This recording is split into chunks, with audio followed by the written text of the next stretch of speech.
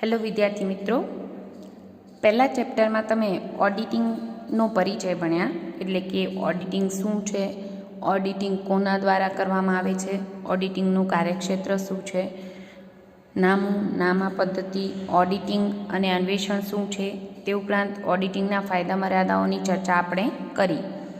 હવે ચેપ્ટર 2માં તમારે ભણવાનું છે ઓડિટિંગના ઉદ્દેશો. કયા ઉદ્દેશથી ઓડિટિંગ કરવામાં આવે છે. આમ તો તમને બધાને ખબર છે કે ઓડિટિંગ એટલે હિસાબોની તપાસ. તો આપણે હિસાબોમાં કોઈ ગોટાળા કે ભૂલો રહી જવા પામી નથી, એની તપાસ કરવા માટે ઓડિટરની નિમણૂક કરવામાં આવે છે. તો ઓડિટિંગનો ઉદ્દેશ શું છે એની ચર્ચા આપણે બીજા ચેપ્ટરમાં કરશું.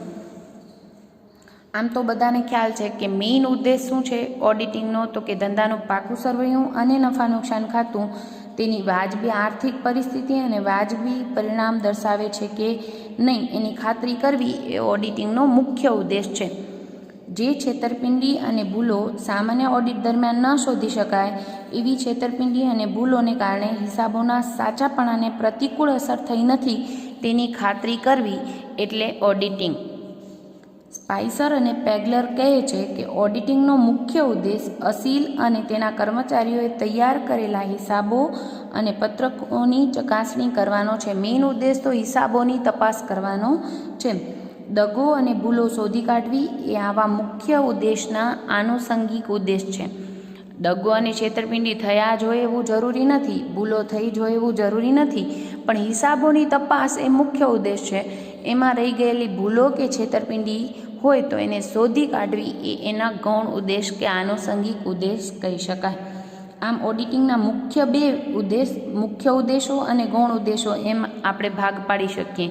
પણ વિગતવાર મૂકીએ તો 3 પ્રકાર પાડવામાં આવે છે: મુખ્ય ઉદ્દેશો, ગૌણ ઉદ્દેશો અને અન્ય એટલે કે વિશિષ્ટ ઉદ્દેશો તરીકે ત્રીજો ભાગ આપણે પાડી શકીએ.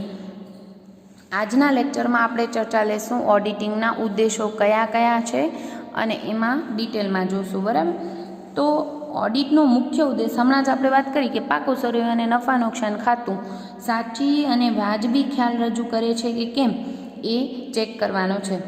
ખાતાઓ અને અન્ય હિસાબી ચોપડાઓની સત્યતા તપાસવાનો મુખ્ય ઉદ્દેશ ઓડિટિંગનો કહી શકાય. આમ મુખ્ય એના 4 ઉદ્દેશ છે: ધંધાના હિસાબો બરાબર લખાયા છે કે કેમ, નફા નુકસાન ખાતું ધંધાનું સાચું પરિણામ દર્શાવે છે કે કેમ, પાકું સરવૈયું ધંધાની સાચી અને વાજબી આર્થિક પરિસ્થિતિ રજૂ કરે છે કે કેમ, અને જે હિસાબી પદ્ધતિથી હિસાબો લખાયા છે એ હિસાબી પદ્ધતિ પૂરતી અને ખામી રહિત છે કે કેમ. આ 4 વસ્તુ ચેક કરવી એ ઓડિટિંગનો મુખ્ય ઉદ્દેશ છે. આમ ઓડિટર હિસાબો તપાસ્યા પછી તેના ઓડિટ અહેવાલમાં મુખ્ય 3 વસ્તુઓ જણાવે. કોઈ પણ ઓડિટર હોય એની નિમણૂક જે વ્યક્તિ કરે એના તરફ એના વતી એને કામ કરવાનું હોય, અને ઓડિટિંગનું કાર્ય પતે પછી એને ઓડિટ અહેવાલમાં જણાવવાનું હોય કે એને તપાસમાં શું કાર્ય કર્યું છે અને એના સામે કઈ ભૂલો કે છેતરપિંડી ધ્યાનમાં આવ્યા છે કે કેમ, અને ધ્યાનમાં ના આવ્યા હોય તો બધું જ સાચું છે એમ એને ઓડિટ અહેવાલમાં જણાવવું પડે. તો ઓડિટ અહેવાલમાં મુખ્ય 3 વસ્તુ એ જણાવતો હોય છે. એક તો હિસાબો સાચા છે, હિસાબો સંપૂર્ણ છે, અને કંપનીની બાબતમાં એ કંપની ધારાની જોગવાઈ પ્રમાણે બનાવવામાં આવ્યા છે. આ 3 બાબત એને જણાવવી પડે પોતાના અહેવાલમાં. હિસાબો સાચા જ છે, સંપૂર્ણ છે અને કંપની ધારાની જોગવાઈ મુજબ એટલે કે કાયદા પ્રમાણે બનાવવામાં આવ્યા છે. આમ કંપનીના સાચા માલિકોને એના ઉપરથી ખાતરી થાય કે પોતે જે નાણાં રોક્યા છે, શેરહોલ્ડરોએ જે નાણાં રોક્યા છે એનો વહીવટ કરનાર એટલે કે સંચાલકો કોઈ ખોટું કરી રહ્યા નથી અને હિસાબી માહિતી બધી કંપની ધારા મુજબ જ જણાવી છે. આમ ઓડિટરે એ પણ જોવાનું છે કે કંપનીએ અપનાવેલ હિસાબી પદ્ધતિ ધંધાનો પ્રકાર જોતા યોગ્ય જણાય છે અને એમાં કોઈ ખામી નથી. હિસાબી પદ્ધતિ આ ઉદ્દેશ તો બધાને ખ્યાલ જ હોય કે નફા નુકસાન ખાતું અને પાકું સરવૈયું સાચી અને વાજબી પરિસ્થિતિ દર્શાવે છે.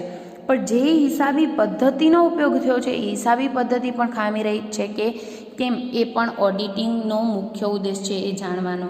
બરાબર, હવે મેઇન આવી જઈએ મહત્વનો પ્રશ્ન, ઓડિટના ઉદ્દેશો.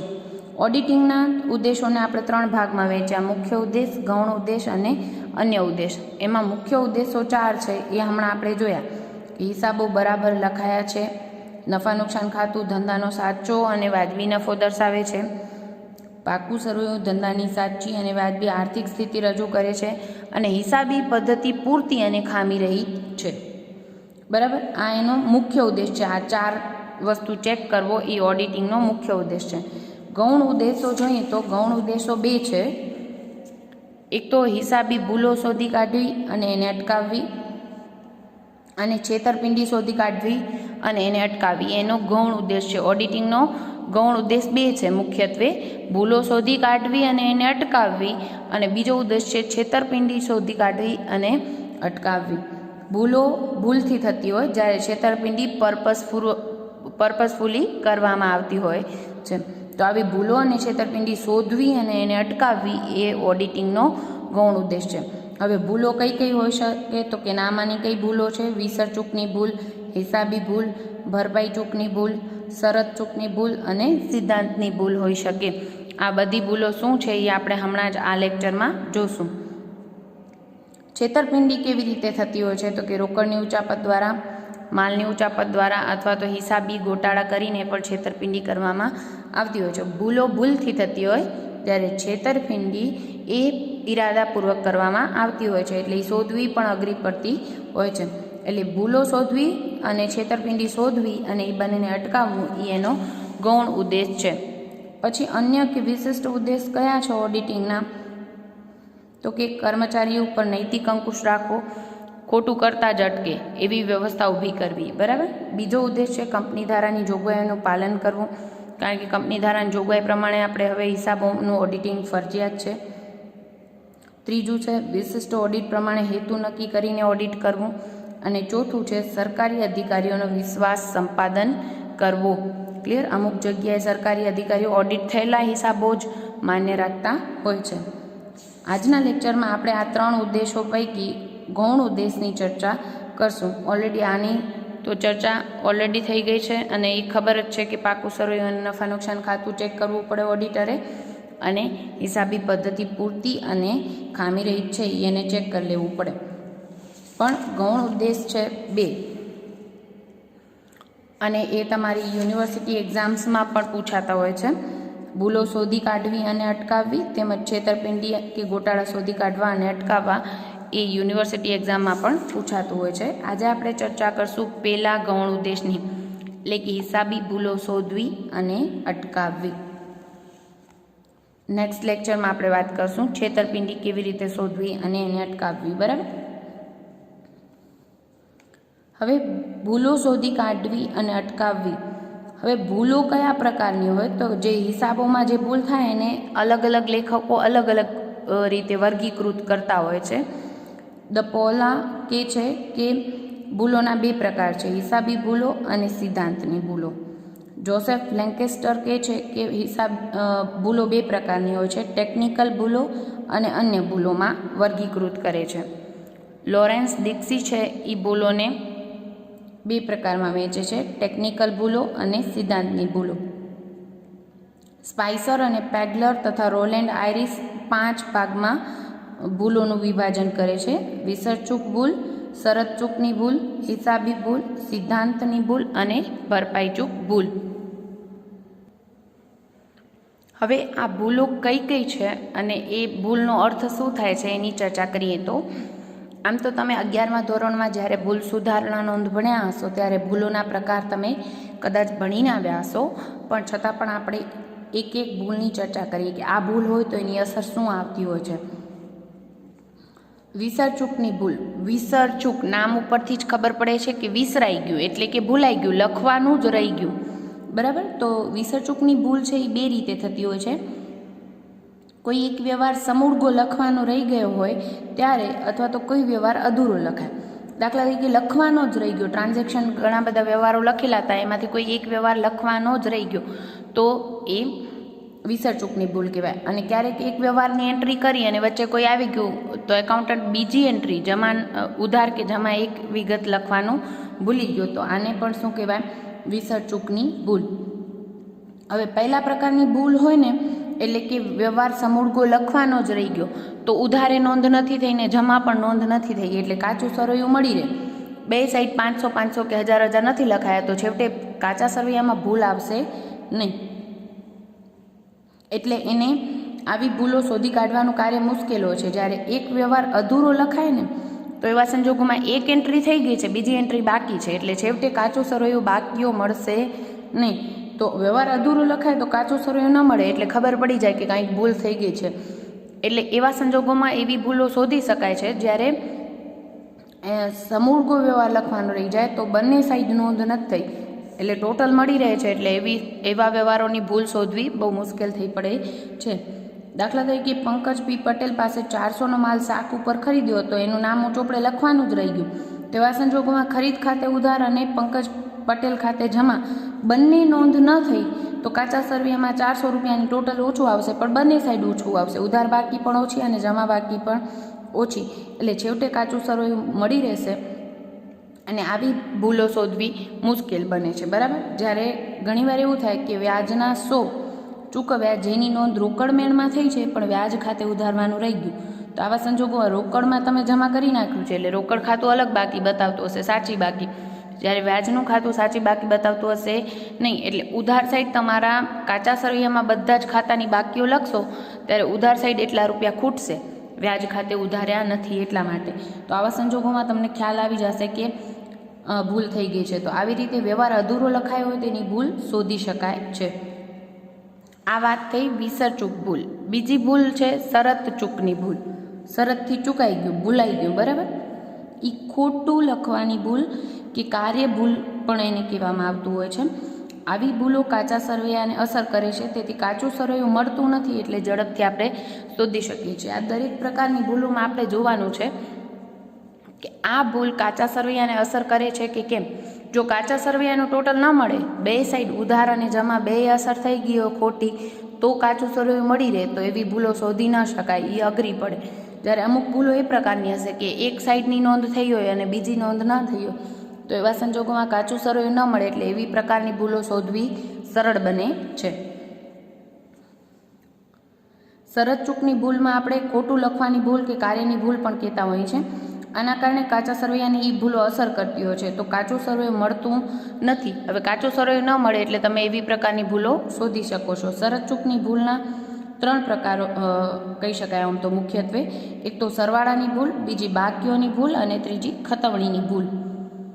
તો સરવાળાની ભૂલ એટલે દાખલા તરીકે કોઈ નોંધ છે, વેચાણ નોંધનો સરવાળો 5000 ને બદલે 6000 ગણાઈ ગયું તો કાચું સરવૈયું મળશે નહીં, કારણ કે વેચાણ નોંધનો 6000 લખાઈ ગયો અને ખરેખર દેવાદારમાં તો 5000 જ બોલતા હશે. તો એવા સંજોગોમાં કાચું સરવૈયું નહીં મળે એટલે તમે એવી ભૂલ શોધી શકશો. બીજી છે બાકીઓની ભૂલ. એને પણ શરત ચૂકની ભૂલ કહેવાય. બાકી ભૂલથી ખોટી લખાઈ ગઈ. દાખલા તરીકે સમીર એસ શાહના ખાતાની ઉધાર બાકી 100 રૂપિયાથી ઓછી ગણાઈ હોય તો એની અસર કાચા સરવૈયા ઉપર અસર થશે, એટલે એ ભૂલ પણ શોધી શકાય. બરાબર. એટલે આવી ભૂલો શોધી શકાય છે. ત્રીજી છે ખતવણીની ભૂલ. આ ભૂલો શોધવી અઘરી પડે. ખતવણીની ભૂલ મૂળ નોંધમાં એટલે કે આમ નોંધમાં અને પેટા નોંધોમાં સાચું નોંધાયું પણ ખાતામાં ખોટા લખાઈ ગયા. દાખલા તરીકે એમાં પણ અલગ અલગ પ્રકાર છે.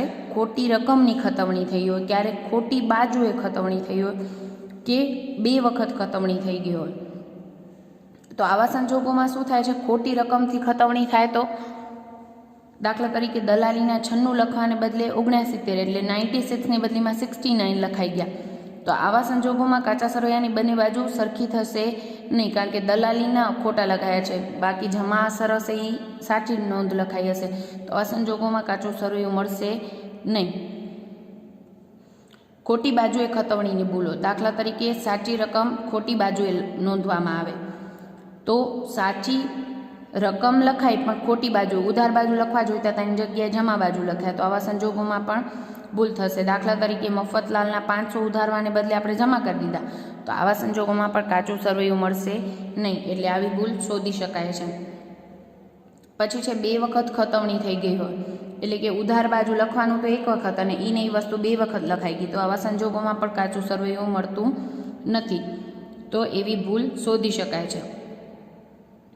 ચોથું છે ખાતાની શરૂઆતની બાકી ખોટી લખવાની ભૂલ. ખાતાની શરૂની બાકી આપણે જે બાકી આગળ લાવ્યા લખતા હોઈએ એમાં દાખલા તરીકે 10,000 લખવાની હોય અને 1000 લખાઈ જાય, 0 ઓછો લખાઈ જાય, તો આવી સંજોગોમાં પણ કાચું સરવૈયું મળતું નથી, કારણ કે 9000ની ભૂલ આવી જાય. પછી ખાતાની બાકી કાચા સરવૈયામાં લખવાની રહી જાય. દાખલા તરીકે બાકી આગળ લઈ, બધા જ ખાતા વર્ષના અંતે બંધ કરીને આપણે બાકી આગળ લઈ ગયા લખ્યા હોય, પછી એ યાદી બનાવી હોય ને એના આધારે કાચું સરવૈયું બનાવ્યું. પર્ટિક્યુલર કોઈ એક ખાતાની બાકી ત્યાં લખવાની રહી જાય કાચા સરવૈયામાં, તો આવી પણ ભૂલ થતી હોય છે. એટલે શરત ચૂકની ભૂલ છે એ જનરલી ખાતા વહીને અસર કરતી બધી ભૂલો છે. સરવાળાની ભૂલ થઈ હોય પેટા નોંધમાં, અથવા તો બાકીઓ ખોટી શોધાઈ ગઈ હોય, ખતવણીની ભૂલ થઈ હોય, ખાતાની શરૂની બાકી ખોટી નોંધાઈ ગઈ હોય, અથવા તો ખાતાની આખરની બાકી કાચા સરવૈયામાં લખવાની રહી ગઈ હોય, તો એને આપણે આ 5 પ્રકારની ભૂલો ને આપણે શરત ચૂકની ભૂલ કહીએ છીએ. અને સોરી, મારી મિસ્ટેક થઈ ગઈ હતી કે ખતવણીની ભૂલથી કાચું સરવૈયું મળી જાય છે, પણ હકીકતમાં એમાં પણ કાચું સરવૈયું મળતું નથી. એટલે આ 5 પ્રકારની શરત ચૂકની ભૂલોમાં કાચું સરવૈયું મળતું નથી. ત્રીજા પ્રકારની ભૂલ છે હિસાબી ભૂલ. હિસાબોની ભૂલ એટલે કે એને ક્લાર્કની ભૂલ કે કારકુનની ભૂલો પણ કહેવામાં આવતી હોય છે. હિસાબો લખતી વખતે ખતવણીની ખોટી ખતવણી થઈ જાય, અથવા ખોટા ખાતે ખતવણી થઈ જાય, તો આવી જે ભૂલો થતી હોય છે, અથવા જે ખાતામાં લખવાનું હોય એની જગ્યાએ આમ 3-4 ખાતા હોય તો આપણે એક ખાતાની બદલીમાં બીજા ખાતામાં ખોટા ખાતે નોંધ થઈ જતી હોય, તો એવા સંજોગોમાં આવી ભૂલોને આપણે હિસાબી ભૂલો કહેતા હોઈએ છીએ. દાખલા તરીકે લાલભાઈને 3000નો માલ વેચ્યો, એમાં ભાઈલાલભાઈ ખાતે ઉધાર થઈ ગયું, તો આવું નામના કારણે ભૂલ થઈ ગઈ, તો એ ખોટા ખાતે ખતવણી થઈ ગઈ. તો આવી ભૂલો હોય છે એ કાચા સરવૈયામાં અસર કરતી નથી, કારણ કે છેવટે આમના ખાતે ઉધારવાના હતા, એના જગ્યાએ બીજા ખાતામાં પણ ઉધાર તો થઈ ગયા છે, એટલે એટલી રકમથી ઉધાર થઈ ગયું છે, એટલે એ રકમથી કાચું સરવૈયું મળી રહેતું હોય છે, એટલે એ ભૂલ પકડવી સહેલી હોય છે. હવે કાચું સરવૈયું તમને એમ થાય કે ભાઈ ભાઈલાલનું ખાતું અને લાલભાઈનું ખાતું અલગ બાકી દર્શાવતું હશે, હા, પણ છેવટે રકમની ભૂલ નથી આવતી ને તમને ખબર છે એમ કાચું સરવૈયું હંમેશા હિસાબો ગાણિતિક દ્રષ્ટિએ સાચા છે કે નહીં એ દર્શાવે છે. તો એના કારણે રકમ તો 3000થી ઉધાર થઈ ગઈ છે, એટલે કાચા સરવૈયામાં આના કારણે કોઈ ભૂલ આવતી નથી. અને કાચા સરવૈયું મળી રહેતું હોય ને ત્યારે એવી ભૂલો શોધવી મુશ્કેલ થઈ પડે.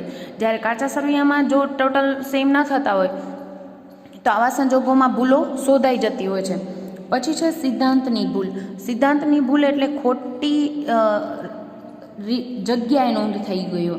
દાખલા તરીકે મૂડી ખર્ચને મહેસૂલી ખર્ચ નોંધી નાખ્યો હોય, મૂડી આવકને મહેસૂલી આવક તરીકે નોંધી નાખી હોય, તો આવા વ્યવહારની ભૂલોને આપણે સિદ્ધાંતની ભૂલ કહેતા હોઈએ છીએ.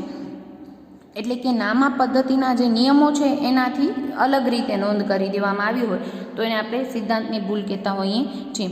કાચા સરવૈયા ઉપર આ ભૂલો અસર કરતી નથી. દાખલા તરીકે મૂડી ખર્ચને મહેસૂલી ખર્ચ લીધો હોય, મૂડી આવકને મહેસૂલી આવક લીધી હોય, અથવા ઉપજ ખર્ચના ખાતાને લગતા વ્યવહાર વ્યક્તિ ખાતે લખી દેવામાં આવ્યા હોય, પણ ઉધાર કરવાનું હોય એ ઉધાર જ થયું હોય, પછી ખર્ચ ખાતે ઉધારવાની જગ્યાએ વ્યક્તિ ખાતે ઉધાર કરી નાખ્યું હોય, તો છેવટે ઉધાર બાકીઓ કાચા સરવૈયામાં મળી જતી હોય છે.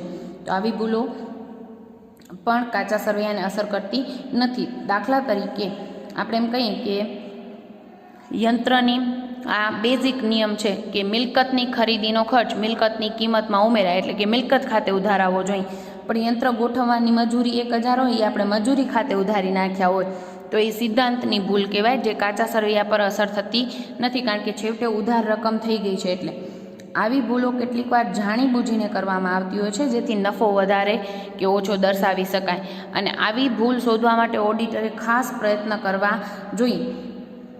કારણ કે નફો જ્યારે ઘણો ઓછો બતાવવો હોય ને, કારણ કે કરવેરા ઓછા ભરવા હોય, તો એવા સંજોગોમાં નફો ઓછો દર્શાવવો હોય તો યંત્રની મજૂરી અથવા તો યંત્રના સમારકામનો ખર્ચ હોય, મોટી રકમનો ખર્ચ હોય, તો એ મૂડી ખર્ચ ગણવો જોઈએ. મૂડી ખર્ચ હંમેશા પાકા સરવૈયામાં આવે, એની જગ્યાએ આપણે નફા નુકસાન ખાતામાં લખીએ, જેથી નફો ઓછો દર્શાવી શકાય. તો આવા સંજોગોમાં એ ખોટા ખાતે ખતવણી કરવામાં આવે, એટલે કે મૂડી ખર્ચને મહેસૂલી ખર્ચ ગણીને નફા નુકસાન ખાતે ઉધારીને નફો ઓછો દર્શાવવાનો પ્રયત્ન કરવામાં આવે છે.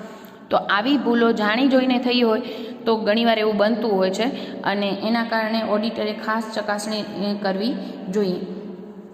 આપણે વાત કરી વિષય ચૂકની ભૂલ, શરત ચૂકની ભૂલ, હિસાબોની ભૂલ એટલે કે ક્લાર્કની કે કારકુનની ભૂલ જેને કહી શકાય, સિદ્ધાંતની ભૂલ, અને છેલ્લી છે ભરપાઈ ચૂક ભૂલ. ભરપાઈ ચૂક એટલે કે સરભરની ભૂલ પણ એને કહેવાતી હોય છે, જે બીજી ભૂલ કે ભૂલોના કારણે સરભર થઈ જતી હોય, ભરપાઈ થઈ જતું હોય, છેવટે ઉધાર જેટલી ભૂલ થઈ એટલી જ જમા ભૂલ થઈ. 1000 રૂપિયા ખોટા ઉધાર થઈ ગયા અને બીજો એવો વ્યવહાર આવ્યો કે જેના કારણે 1000 જમા પણ થઈ ગયા, એટલે છેવટે કાચું સરવૈયું મળી રહ્યું પણ બંને ભૂલો રહી ગઈ હોય તો આવા સંજોગોમાં એને સરભરની ભૂલ કે ભરપાઈ ચૂક ભૂલ કહેવાતી હોય છે અને આના કારણે કાચા સરવૈયું મળી રહેતું હોય છે, એટલે આવી ભૂલો શોધવી મુશ્કેલ બનતી હોય છે. દાખલા તરીકે વ્યવહાર જોઈએ તો ઉદાહરણથી સમજશો તો વધુ ક્લિયર થશે આવી બધી ભૂલો.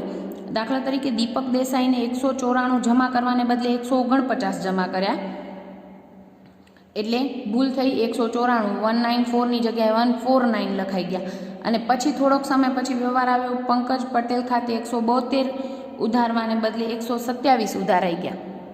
તો આવા સંજોગોમાં અહીંયા પણ 45 રૂપિયાની ભૂલ થઈને અહીંયા પણ જે તફાવત આવ્યો એ 45 રૂપિયાની તફાવત આવ્યો.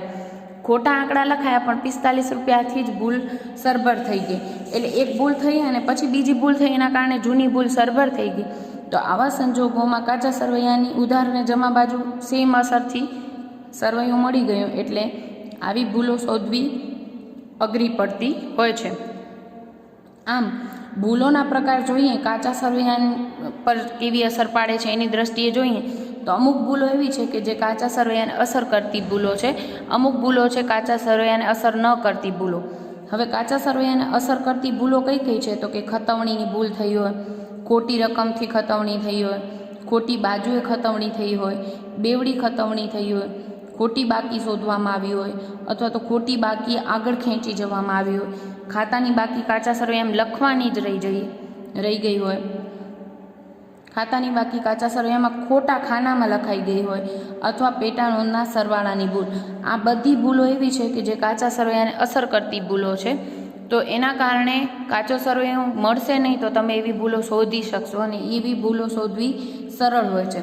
જ્યારે બીજા પ્રકારની ભૂલ છે જે કાચા સરવૈયાને અસર નથી કરતી, જેવી કે વિસર ચૂકની ભૂલ, સિદ્ધાંતની ભૂલ, ભરપાઈ ચૂક ભૂલ, મૂળ ચોપડા લખતી વખતે થયેલી ભૂલ અને સાચી રકમ સાચી બાજુ પરંતુ ખોટા ખાતે લખવાની ભૂલ. તો આવી ભૂલો કાચા સરવૈયાને અસર કરતી નથી. હવે કાચા સરવૈયાને ન અસર કરતી હોય ને એવી ભૂલો શોધવી થોડી મુશ્કેલ હોય છે. તો આવી ભૂલો માટે ઓડિટરે ખાસ કાળજીથી તપાસ આદરવી પડે.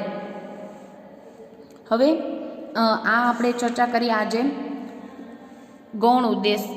મૂળ ઉદ્દેશ ઓલરેડી તમે સમજીને જ આવ્યા છો. ઓડિટિંગના મૂળ ઉદ્દેશો એટલે કે નફા નુકસાન ખાતું અને પાકું સરવૈયું સાચું અને વાજબી ખાલ દર્શાવે છે, હિસાબો બરાબર લખાયા છે કે કેમ અને હિસાબી પદ્ધતિ પૂરતી છે કે કેમ એ ચેક કરવું. એ મૂળ ઉદ્દેશ, એમાં જ એનો અર્થ આવી ગયો. ગૌણ ઉદ્દેશ 2 હતા, એમાં આપણે પહેલા ઉદ્દેશની ચર્ચા આજે લીધી, એટલે કે ભૂલો શોધી કાઢવી અને એને અટકાવવી. એનામાં આપણે ભૂલોના પ્રકાર જોયા કે કયા કયા પ્રકારની ભૂલો થતી હોય છે. છેતરપિંડી શોધી કાઢી અને અટકાવવી એનો બીજો ગૌણ ઉદ્દેશ આપણે નેક્સ્ટ લેક્ચરમાં ચર્ચા કરશું. પણ અત્યારે જે આપણે જોયું કે ભૂલો શોધી કાઢવીને અટકાવવી, તો અમુક ભૂલો કેવી હતી કાચા સરવૈયાને અસર કરતી હતી, અમુક ભૂલો એવી હતી કાચા સરવૈયાને અસર ન કરતી હતી. તો હવે ક્યારેક કાચું સરવૈયું ન મળે તો તપાસ કઈ રીતે કરવી જોઈએ. દાખલા તરીકે તમે પણ બધા નામામાં જ્યારે કાચું સરવૈયું અથવા પાકું સરવૈયું ન મળે તો તમે શું જોવો છો, કેટલી રકમની ભૂલ આવે છે, ઉધાર સાઈડ ને જમા સાઈડમાં કેટલી રકમની ભૂલ આવે છે, એના આધારે તમે આગળનું ચેક કરતા હો છો કે એટલી રકમનો બીજી કઈ વિગત છે, બરાબર. એવી જ રીતે કાચું સરવૈયું ન મળે ત્યારે તપાસ કઈ રીતે કરવી જોઈએ એ જોઈએ અને પછી જોઈએ કે કાચું સરવૈયું ન મળે ત્યારે ઉપલબ્ધ ખાતાનો ઉપયોગ કરવો એ યોગ્ય છે કે કેમ. આ 2 ટોપિક લઈ આજ આપણે પૂર્ણ કરશું. પછી છેતરપિંડીની ભૂલ આપણે નેક્સ્ટ લેક્ચરમાં વાત કરશું.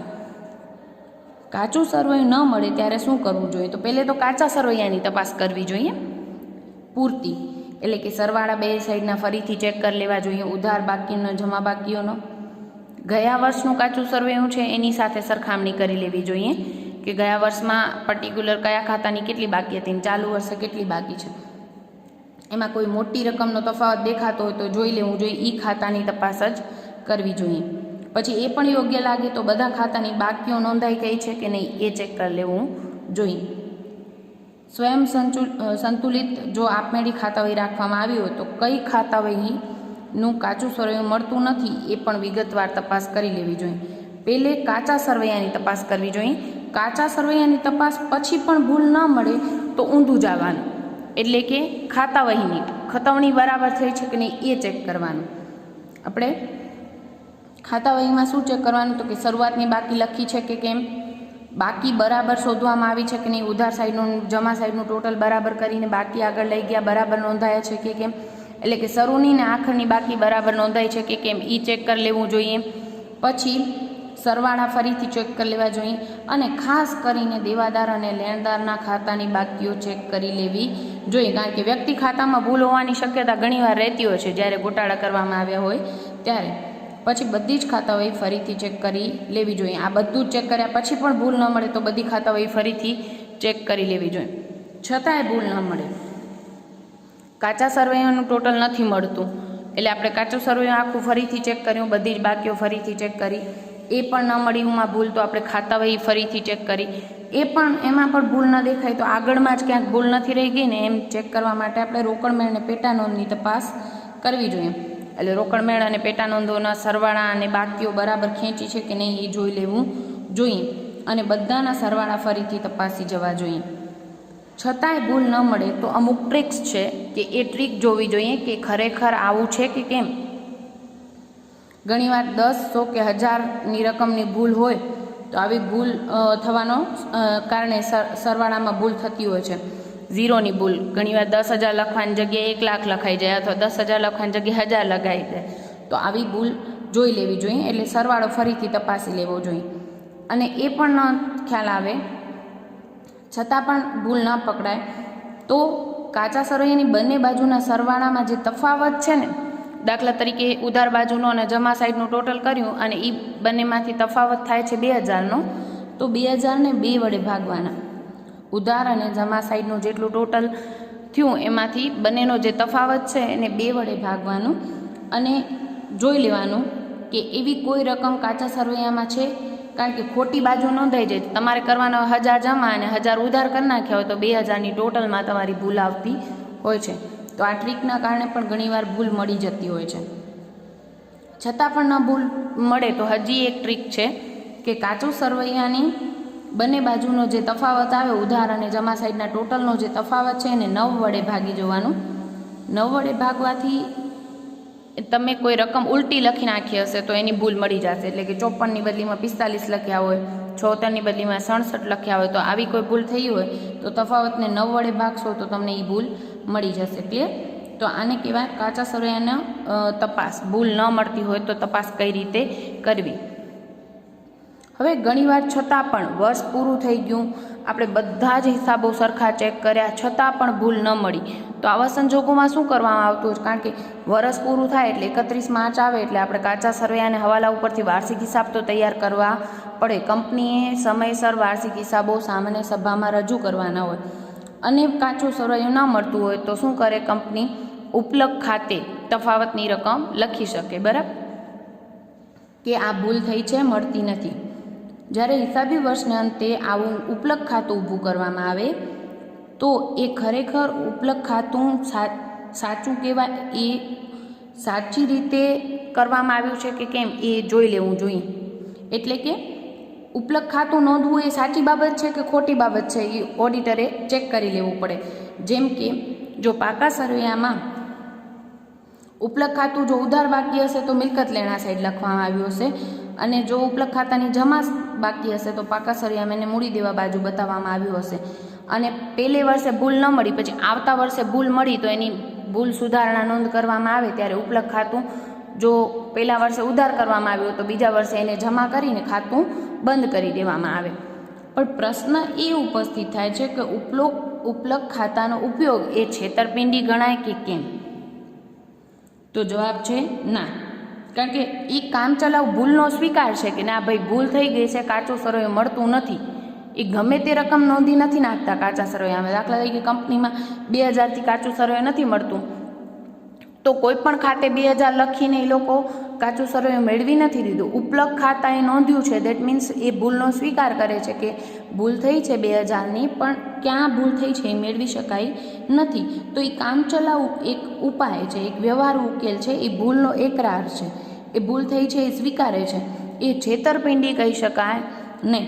પણ હા ઓડિટરે ચેક કરી લેવું જોઈએ કે ઉપલક ખાતે નોંધ્યું છે, દેટ મીન્સ કાંઈક ભૂલ છે એને ખબર પડી ગઈ, એટલે એને પૂરતી તપાસ કરવી પડે અને બીજા વર્ષે એ ભૂલ મળી કે કેમ, અને મળી તો ઉપલક ખાતું બંધ કર્યું કે કેમ એ ઓડિટરે ખાસ તપાસી લેવું પડે. પણ ઉપલક ખાતું એ છેતરપિંડી નથી, એ ભૂલની સ્વીકાર છે, પણ બીજે વર્ષે એ બંધ થઈ જવું જોઈએ, એટલે કે ભૂલો ત્યાં સુધી શોધાઈ જવી જોઈએ. હવે આજે આપણે જોયું છે ભૂલોના પ્રકાર અને ભૂલ શોધી કાઢવી અને એને અટકાવવી. નેક્સ્ટ લેક્ચરથી આપણે વાત કરશું છેતરપિંડી કે ગોટાળા શોધવા અને અટકાવવા. ભૂલથી થતી હોય છે ત્યારે છેતરપિંડી એ ઇરાદાપૂર્વક થતી હોય છે, તો એને શોધવી કેમ અને એને અટકાવવી કેમ એ આપણે નેક્સ્ટ લેક્ચરમાં જોશું. Thank you.